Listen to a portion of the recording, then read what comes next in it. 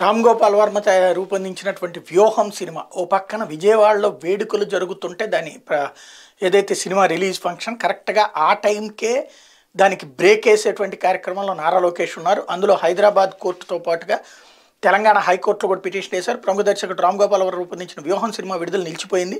ఈ సినిమాపై తెలుగుదేశం పార్టీ జాతీయ ప్రధాన కార్యదర్శి నారా లోకేష్ దాఖలు చేసిన పిటిషన్ విచారించిన Hyderabad city civil court cinema విడుదలను నిలిపేయాలంటూ ఆదేశాలు జారీ చేసింది.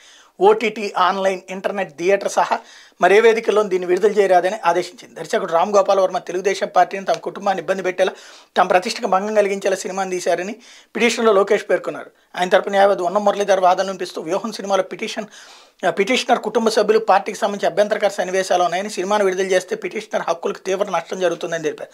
దీన్ని విచారించిన సిటీ సివిల్ కోర్టు 2వ అడిషనల్ చీఫ్ జడ్జి సినిమా విడుదల నిలిపేస్తూ మధ్యంతర ఉత్తర్వులు జారీ చేశారు. ప్రతివాదులైన రామదూత క్రియేషన్ సంస్థ, నిర్మాత దాసరి కిరణ్ తదితరులకు సమన్లు జారీ చేశారు.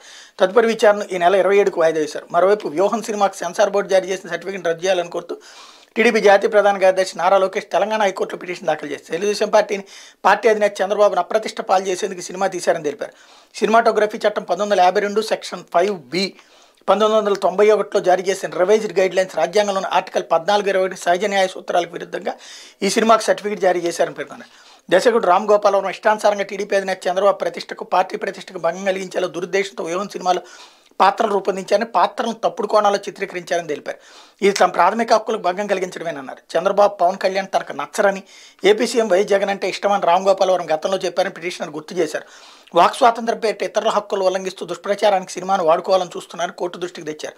దీనివల్ల ఎలాంటి లాభాలు రావని తెలిసి పెట్టుబడులు పెట్టారని, దీని వెనక రాజకీయ ప్రయోజనాలు, దురుద్దేశాలు ఉన్నాయని వివరించారు. ప్రతిపక్షాలను దెబ్బతీసే ఉద్దేశంతో ఏపీ సీఎం జగన్ దీని వెనక ఉండి నడిపిస్తున్నారని పేర్కొన్నారు. దర్శక నిర్మాతల గతంలోనూ వంగవీటి, అమరాజ్యంలో కడప బిడ్డలు, లక్ష్మీ ఎన్టీఆర్ వంటి తప్పుడు సినిమాలు తీసిన చరిత్ర ఉందన్నారు. ఇప్పటికే విడుదల చేసిన ట్రైలర్లో తమ పాత్రను తప్పుగా చిత్రీకరించారని, సినిమా మొత్తం ఇదే ధోరణి ఉంటుందని తెలిపారు.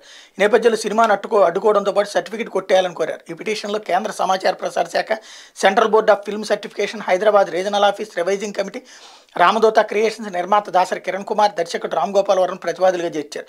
ఈ పిటిషన్ ఈ నెల 26న విచారణకు రాబోతుంది. మరి హైదరాబాద్లో రిలీజా, టోటల్గా రిలీజ్ ఆపేస్తారా అన్నటువంటిది చూడాల్సి ఉంది.